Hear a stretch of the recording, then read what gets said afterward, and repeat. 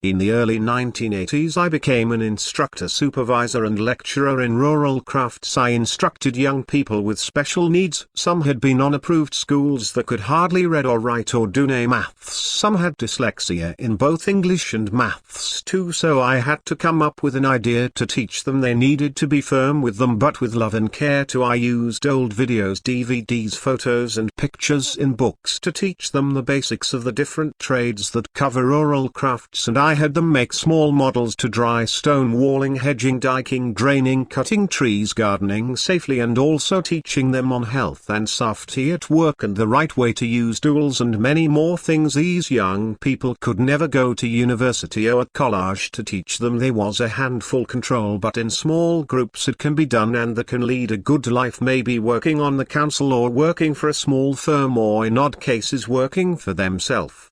Report on teaching rural crafts to young people with special needs. Introduction. In the early 1980s, the author of this report became an instructor supervisor and lecturer in rural crafts.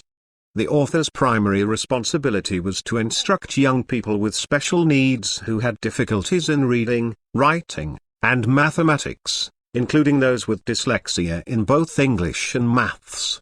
Methodology. To effectively teach these students, the author came up with innovative teaching methods that incorporated both firmness and care.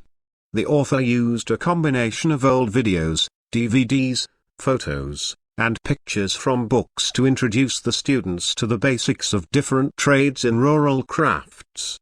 Additionally, the students were encouraged to make small models that helped reinforce their learning.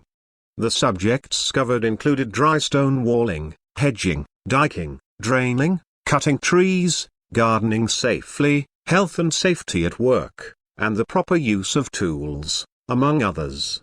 Results. The author notes that these young people were unlikely to attend university or college, and hence a different approach was needed. By working in small groups, the author was able to successfully impart the necessary knowledge and skills to the students. The students were able to learn and lead a fulfilling life, with some working for the council, small firms, or even starting their own businesses.